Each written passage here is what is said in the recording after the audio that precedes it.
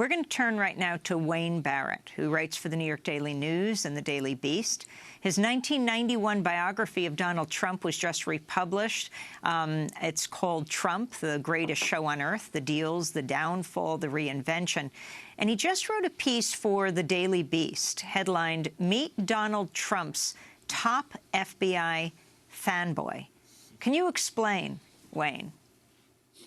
Yeah, well, I mean, I certainly agree with part of what Alan just said and disagree with other parts of it. The piece lays out the case that there's a fifth column in the FBI. I don't know if you want to sweepingly condemn the FBI as an institution. And I certainly, I actually may be one of the liberals he described because I was invited to Quantico, spent 2 days there speaking to every public corruption agent in the United States. And I wasn't on a panel. It was just me. And I've known many, many FBI agents, particularly on mob and public corruption cases, that I consider some of the most honest people I've ever known. And apolitical people who will go after Democrats and Republicans. But what we really have in this election, as I wrote, it's remarkable that we have never had a Democrat, which I discovered as I went through each name in writing this piece. There's never been a Democrat who's been an appointed head of the FBI in the history of the FBI. 4 Democratic presidents have appointed Republicans. And so it is a Republican institution in many ways, but it's this. Comey was, I think I agree totally with the notion that he was forced into this letter. Into this letter by this cell or fifth column out of the New York office that was in direct connection, not just with Rudy Giuliani, who I wrote about, but also James Kallstrom, who is a big Trump supporter, whose foundation has received $1.3 million from Donald Trump, and who was regularly on Fox advertising that he was talking to agents involved in this investigation. And I think this cell was a cell that threatened James Comey, who, by the way, testified back in July that he had changed his registration. He didn't say what he'd changed it to, but he said, I'm a lifelong Republican, but I just changed my registration, maybe out of disgust with Donald Trump. He didn't explain why, but he changed it sometime this year.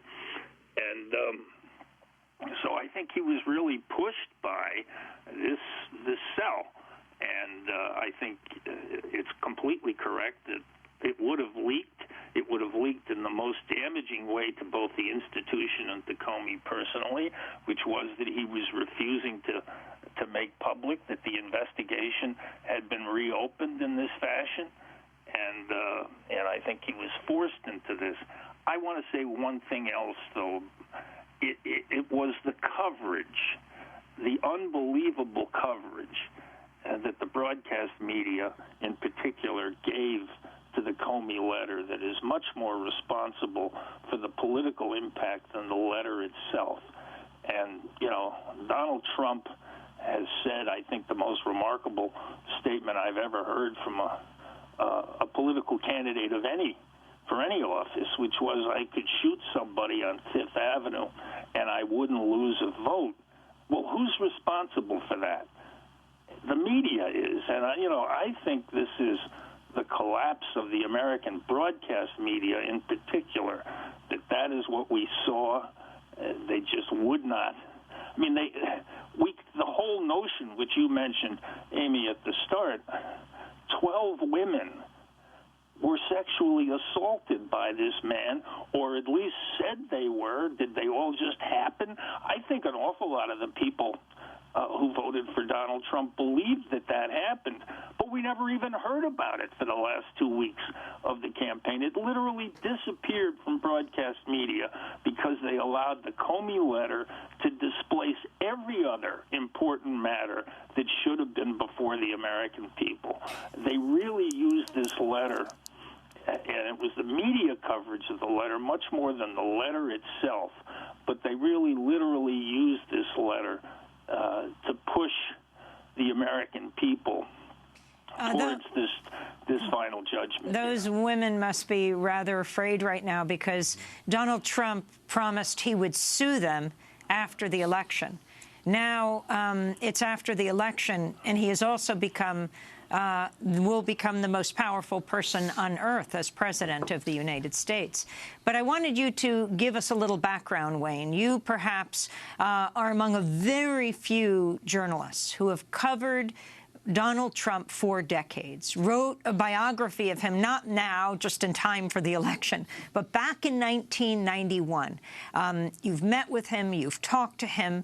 Talk about the man who was just elected 45th President of the United States. Well, I actually met him in the 70s, started writing stories about him in the 70s. So I do feel like I have some grasp on the guy, and that's why it's almost mysterious for me to say that I have no idea what portion of this agenda he is going to implement at the start of his presidency. I said last night when I was on your show, and this was before his speech, where I think his speech indicated that prosecuting Hillary Clinton is not going to be at the top of his agenda.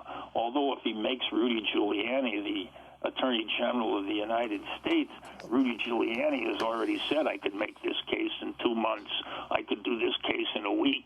You know, it's going to be very hard for Rudy Giuliani, if he's the Attorney General of the United States, not to pursue a case in some respects, but I don't think that's the direction Donald wants to go in. I think the terrible thing that some of your guests have suggested, that he is going to start with immigration, and the first people who have to be defended in this country now by all of us who care are immigrants. I think that has been such a cornerstone. That's another example of the complete and utter failure of American broadcast journalism. A totally legitimate story published by the Associated Press indicates that the wife of the presidential candidate who based his entire campaign around immigration is herself an illegal immigrant. I will bet you that it got 2 minutes of airtime in the last days of this campaign.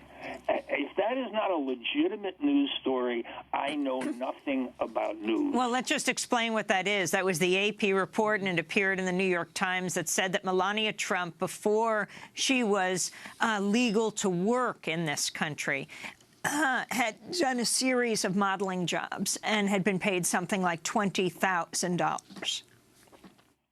Yes, and the one thing that I think he has a totally personal commitment to.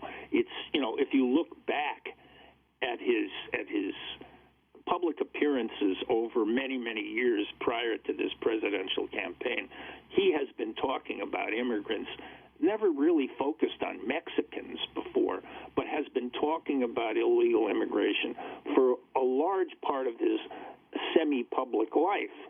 And, so I think this is a real agenda to him. It's a real agenda to his base.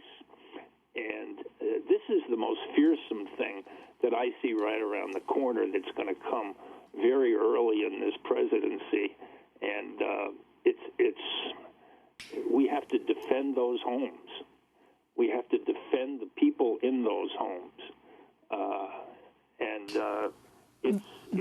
Before we go to break and go to Phoenix, Arizona, to talk with an immigrants' rights activist also about Sheriff Arpaio, who lost his race, is under criminal investigation, though who knows in the various criminal investigations whether they would be dropped because he was a major Trump supporter.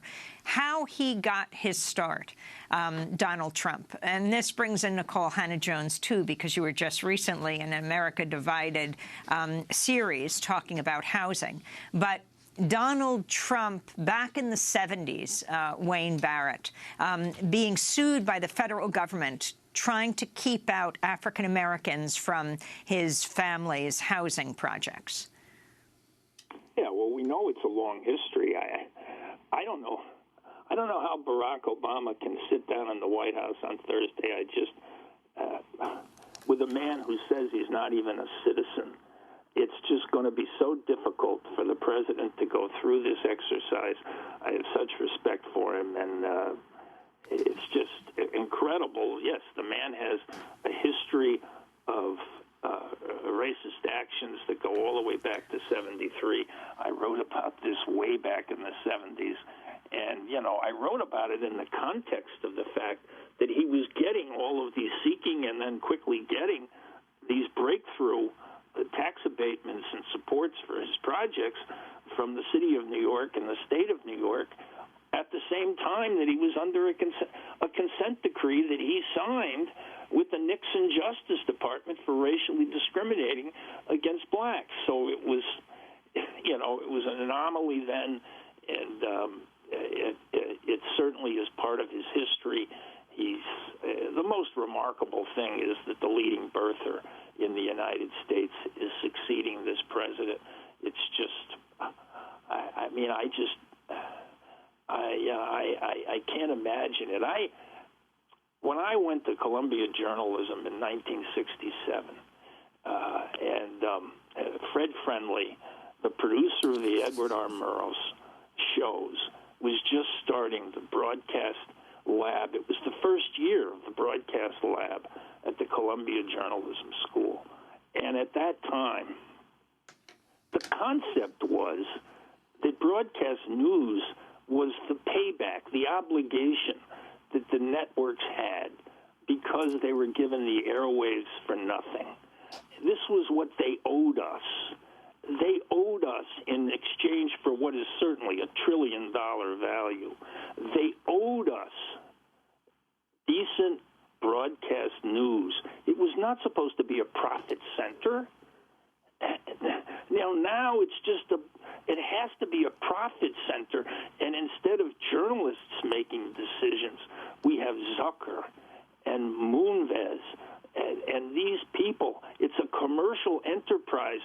All it cares about is ratings to generate advertising, and it has plunged American democracy into this abyss.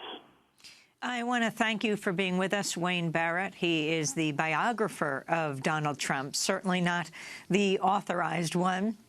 He wrote the 1991 biography of Donald Trump that's just been republished called Trump, the Greatest Show on Earth, The Deals, The Downfall, The Reinvention. And we'll link to your piece in the Daily Beast. Meet Donald Trump's top FBI fanboy.